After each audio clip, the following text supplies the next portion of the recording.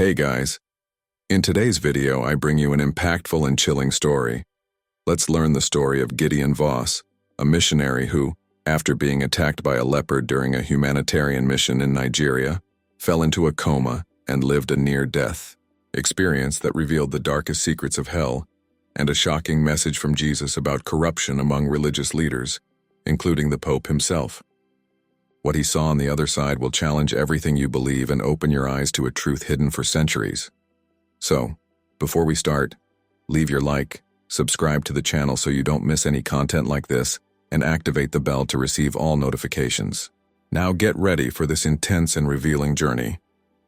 The trip to Agio Village, Nigeria had been planned for months.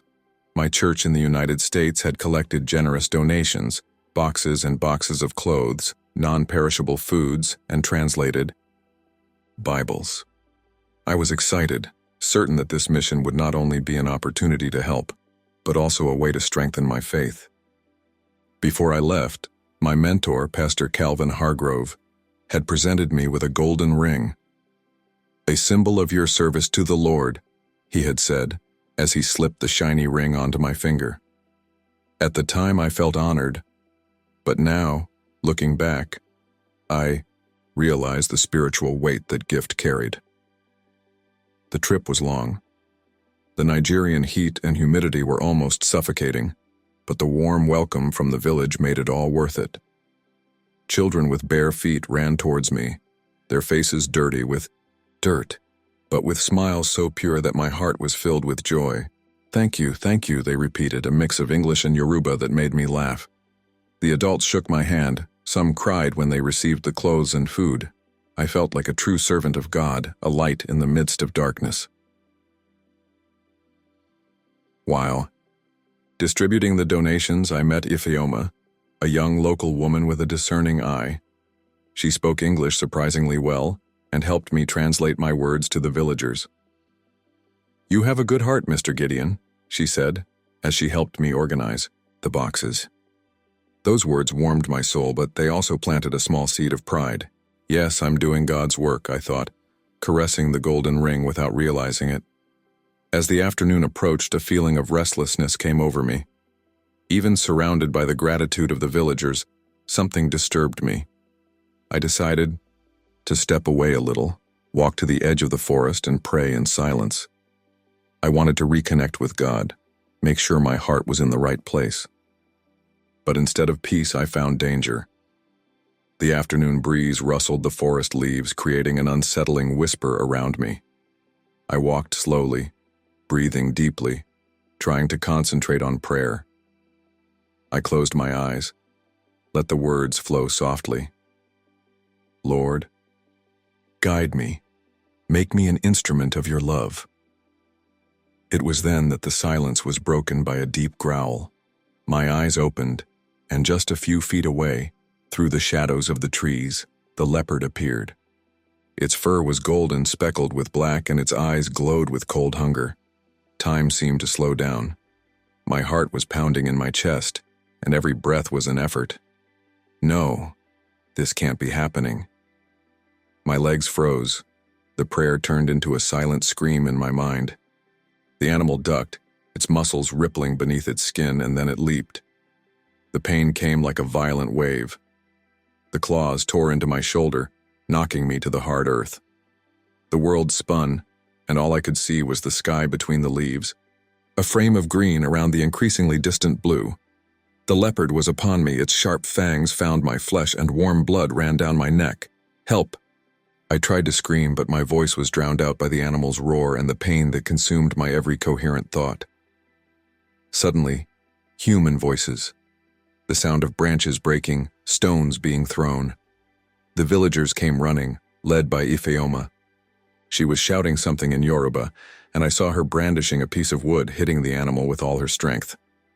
The leopard retreated, a blur of claws and fur that disappeared into the forest. I was trying to breathe, but the air seemed to escape me. The world went dark. The worried faces around me became just shadows, and the last thing I heard was Ifeoma's voice, trembling and distant. "Hold him. Don't let him go." Then, absolute silence. Darkness completely enveloped me. There was no sound, no pain, just a cold, absolute emptiness. I tried to move my body, but there was no body. It was like floating in a waterless ocean, a state of suspension, between being and non-being. Suddenly, a slight pressure seemed to pull my consciousness down. I started to fall, or at least I had that feeling. The void gave way to a denser, almost palpable darkness, and a red light, weak and unsettling, cut through the environment like a blade. The air was thick, heavy, and each breath seemed to bring more despair. I heard screams. Not just human screams, but distorted sounds as if the souls themselves were being torn apart. The shadows around me twisted, and little by little I began to make out human shapes. They were bodies, or what was left of them, writhing in pain, faces disfigured, by suffering, mouths open in silent agony. I walked, or I was pushed. I no longer knew how to tell the difference. My legs didn't move of their own accord, and even without a physical body, I felt the weight of each step. Around me, the punishments took place in grotesque scenes. I saw people being consumed by flames coming out of their own mouths. A voice, in my mind that wasn't mine, whispered, "These are the liars. Those whose words burned lives now burn eternally." At another point, souls fell into a bottomless pit. I watched them plummet, their bodies being shattered on the sharp rocks at the sides, only to reconstitute themselves and fall again, in an endless cycle. "Greedy," the voice explained. "Those who have never had enough will now never find the ground." With each scene, fear dominated me more. What about me, I thought. What will be my fate? I started to remember moments from my life. Little lies, hasty judgments, the pride of being seen as an exemplary missionary. The gold ring on my finger felt heavier. I tried to rip it off, but it felt like part of my own flesh. Desperation took over me. I was there not just as a witness, but as a defendant. What I was seeing was not just the suffering of others, but a warning of what lay ahead. The darkness seemed to swallow everything around me, and the transition to the second level of hell was as abrupt as falling off a cliff. The ground cracked beneath my feet, and I found myself in an even more hostile environment. Pillars of flaming stone rose in all directions, their tops lost in dense, suffocating smoke. The heat was oppressive, as if the air was being sucked out of my lungs, leaving only the taste of ash in my mouth. Each pillar supported a soul in torment. The flames licked their skin, and their screams echoed, mixing into a chorus of agony. On one of the columns, I saw hands and tongues being consumed by golden flames, as if the fire itself fed on greed and words loaded with greed. "These are the ones who loved money more than their neighbors," whispered the voice in my mind. I got closer, even without wanting to, as if an invisible force was pushing me. I saw souls that seemed torn apart, the flesh being torn and regenerated, in an endless cycle. Children cried in the distance, and grotesque shadows chased them. My heart sank. These children represented the innocent who had been abused, and those who suffered were their tormentors, now condemned to experience the terror they had caused. On another pillar, I saw a scene that made my blood run cold. Souls, with blood streaming from their eyes, their hands chained, their mouths open in silence. "These are the ones who betrayed the faith," the voice continued. "Those who used God's name to enrich, manipulate, and destroy." The images were almost unbearable. Each new vision was like a thorn digging deeper into my soul. I saw familiar figures, faces I had seen in pulpits, on television screens, preaching love and faith, but now reduced to specters of eternal suffering. The weight of the ring on my finger increased. It glowed, but its shine was morbid, a dirty, sickly gold that reminded me of all the times I accepted praise, generous donations, and privileges in the name of my position as a missionary. I felt part of that place.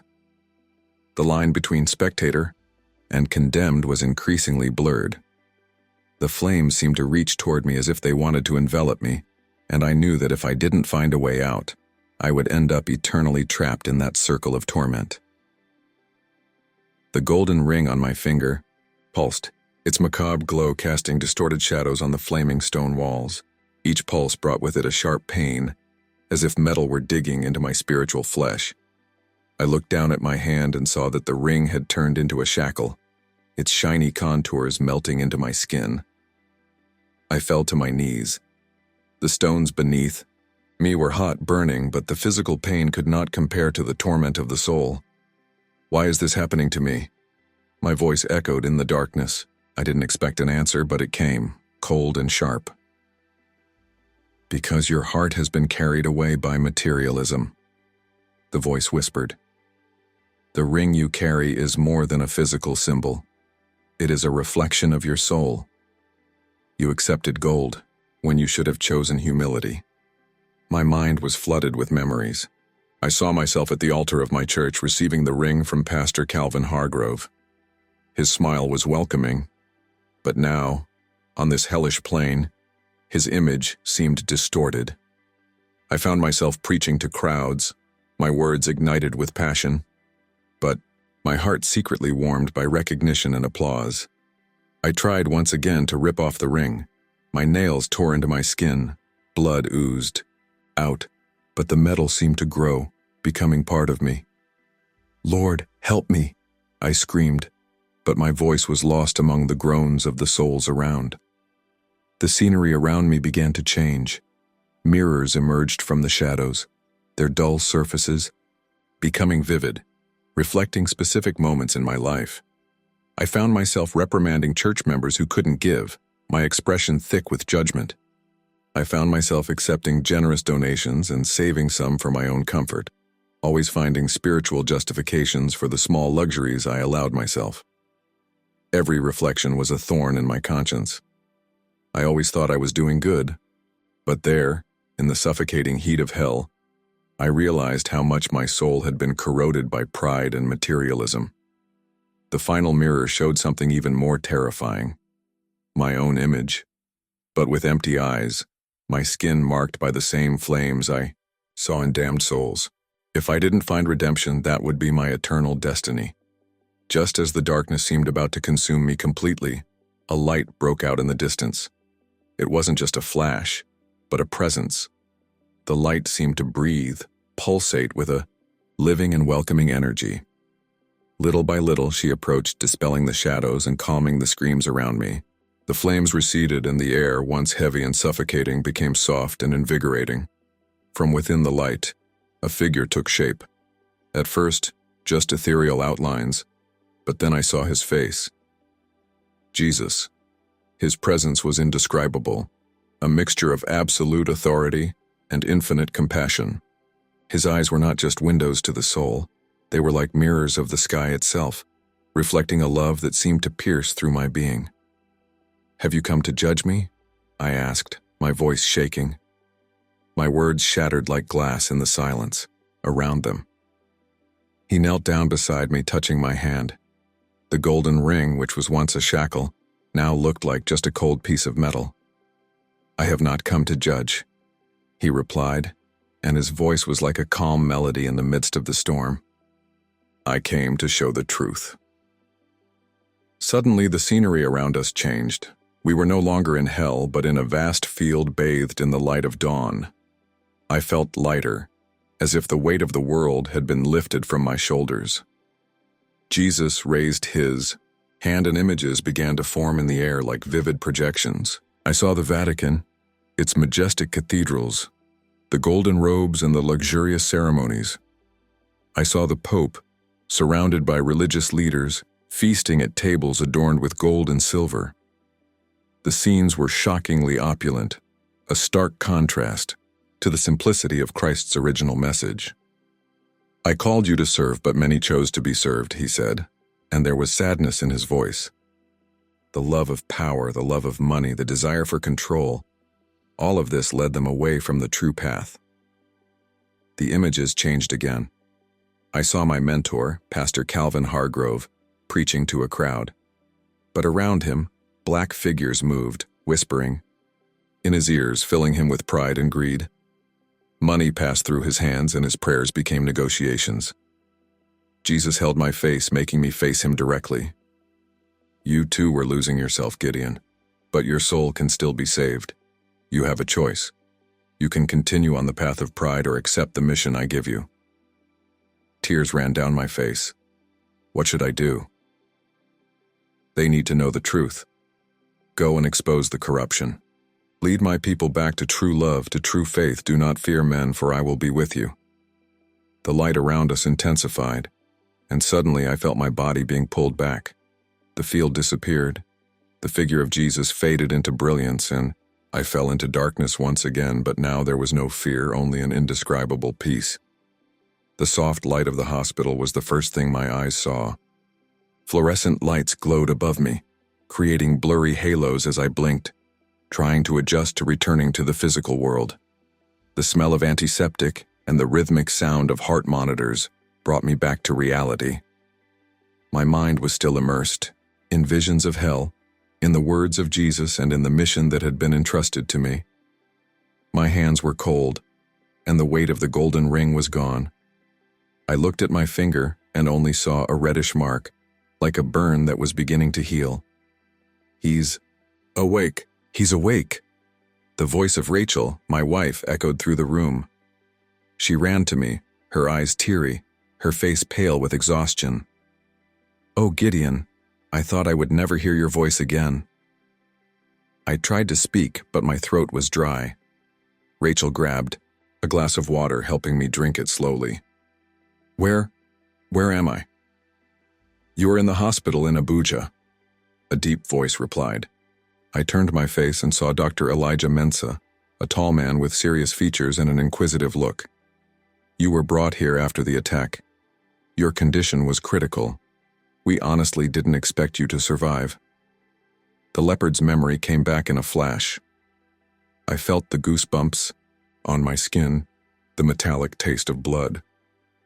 "How long was I like this?" 10 days, replied the doctor.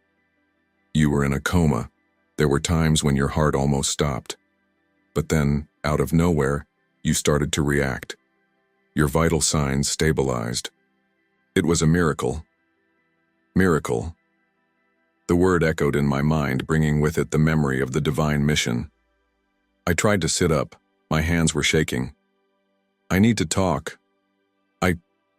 I've seen things. I have a message." Dr. Mensah's gaze changed from cold professionalism to deep curiosity. Many patients report visions when they are on the verge of death, but something tells me your experience was different. Rachel held my hand tighter. "Baby, what did you see?" I took a deep breath, feeling the weight of the words that were about to come out. "I saw hell. I found Jesus, and he gave me a mission. We need to speak the truth. We need to expose what is happening in the world of faith."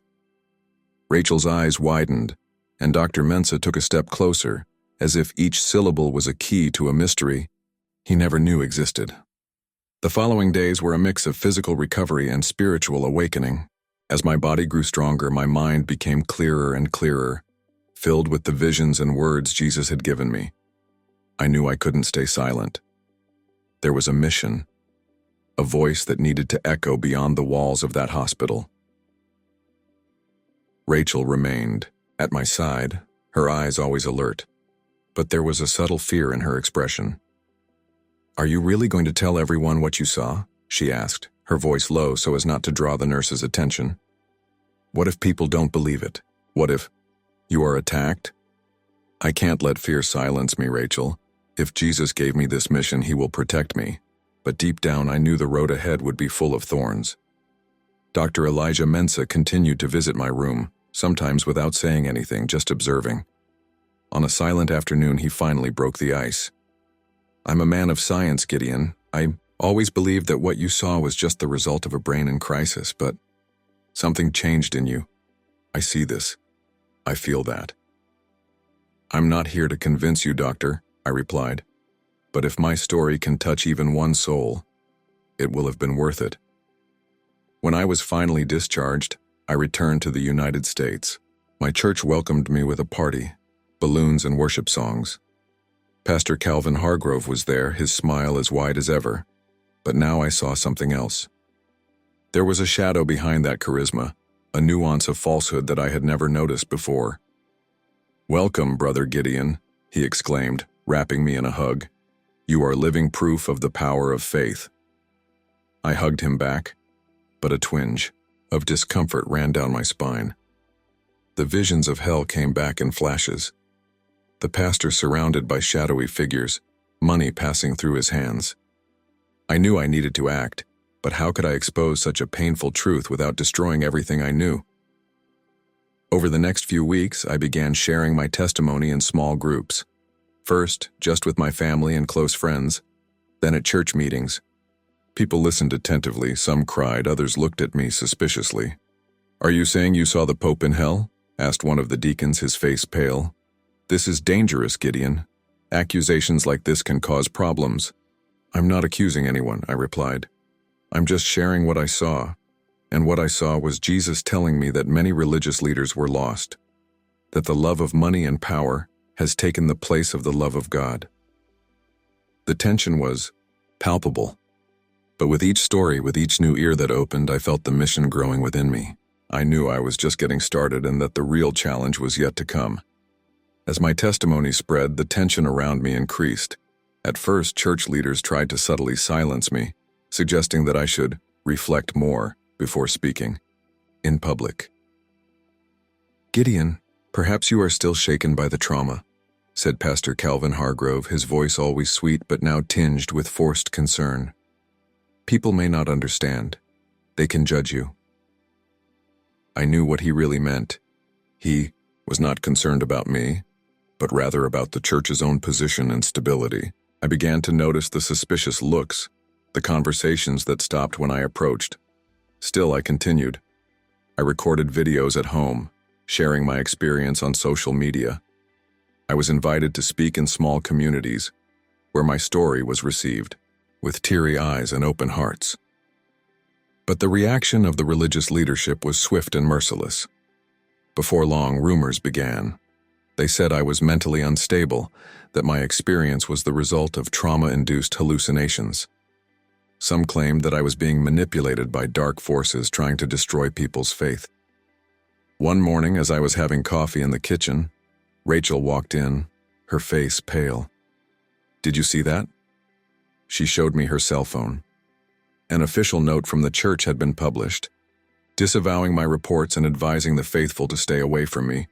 They called me a heretic. My voice was hoarse. "They want to silence me. Gideon, maybe we should stop, at least for a while. I fear for our safety." But I couldn't stop. Not now. I knew that Jesus had given me a mission and fear could not be greater than my faith. I decided to go further.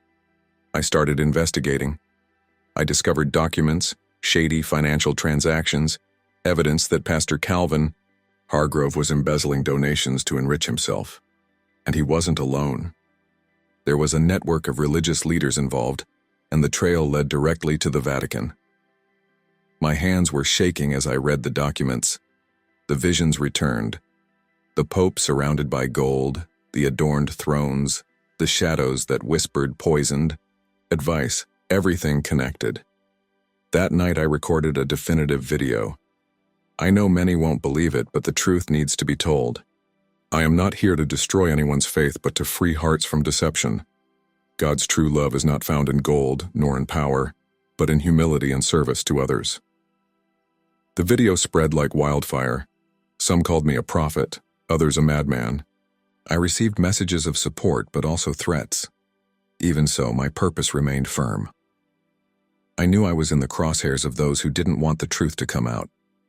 But at the same time, I felt an inner peace that could only come from Jesus himself. The days following the video were intense. My social media exploded, both in support and hate. People I had never met shared similar stories, revealing their own spiritual experiences and disappointments with religious leaders. On the other hand, anonymous profiles sent threats, and some messages contained enough personal details to make me question my family's safety. One night, as I was finishing a live broadcast, I heard a noise outside. I ran to the window and saw two men in dark clothes standing on the other side of the street. Their silhouettes were still, but the simple fact that they were there was a message. They wanted me to know I was being watched. "Do you think they're from the church?" Rachel asked, her eyes wide with fear. "I don't know," I replied, trying to remain calm. "But if they're trying to intimidate me, it only makes me more certain that I'm on the right path." The next day, I received an unexpected call. It was Dr. Elijah Mensah from Nigeria. "Gideon, you need to be careful. After your video, some people started looking for me here, asking questions about your stay at the hospital. They didn't just seem curious, they seemed dangerous."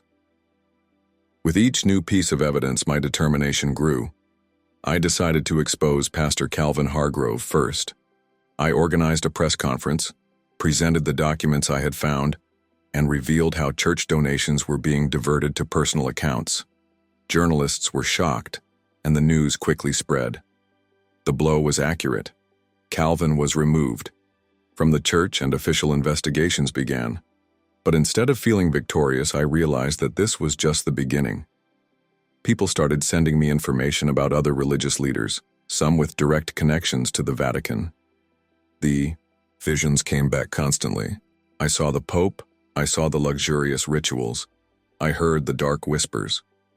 One night during prayer, I felt the presence of Jesus again. "You are on the right path, Gideon, but the true test is yet to come. Fear not, for I am with you." With a renewed heart, I continued my mission. Now, in addition to exposing corruption, my focus was on guiding people to the true gospel, love and humility. We founded a new spiritual group, focused on living faith through actions, helping those in need without asking for anything in return. And the more I talked, the more the fear dissipated. The threats continued, but my faith was greater. I knew my mission was not just to overthrow corrupt leaders, but also to build a path back to the essence of divine love. My life was never the same again. The church where I served for so many years fell apart, its foundations eroded by the truth I exposed. Some former friends walked away, unable to deal with the depth of the revelations. Others remained by my side, helping me build something new, something true. We founded the House of Truth, a spiritual community where the focus was not on the grandeur of ceremonies or the luxury of temples, but on genuine service to others. We used the resources to feed the hungry, shelter the homeless, and provide emotional and spiritual support to those who had been hurt by religious hypocrisy. I continued sharing my testimony. I was invited to radio shows, podcasts, and even documentaries. My story spread around the world, touching hearts and opening the eyes of many. People began to question not only religious leaders, but also their own spiritual motivations. One day I received a letter. It was from Dr. Elijah Mensah. He told me how my story had impacted his life. "I have always been skeptical," he wrote. "But as I saw his transformation, I started looking for answers beyond science. Today, I am helping my community in a deeper way, with love and empathy." His mission not only touched the Western world, but also this small village in Nigeria. Rachel, my wife, became an even closer companion on the mission. She organized support groups, helped women and children, and her heart was a beacon for those who were still lost. Our relationship, once shaken by fear and uncertainty, blossomed in the light of truth. I still receive threats. From time to time, strange cars pass slowly down our street. I know that my mission bothers the powerful, but my faith sustains me. The presence of Jesus, the memory of what he showed me, is my armor. And my message remains the same. God's true love is not in golden palaces nor in elaborate words. It is in the embrace of those in need, in the bread shared, in the hand extended to the fallen. If you are listening to this report, I ask only one thing. Open your heart. Don't fear the truth, no matter how painful it may be. For the truth, when revealed to the light, brings with it liberation and peace. May divine love guide each of us, always. Amen. If you like this beautiful spiritual testimony, leave a like, comment on your impressions, subscribe to the channel, and don't forget, to activate the notification bell to watch each new video and help us spread this message to a greater number of people. Until next time.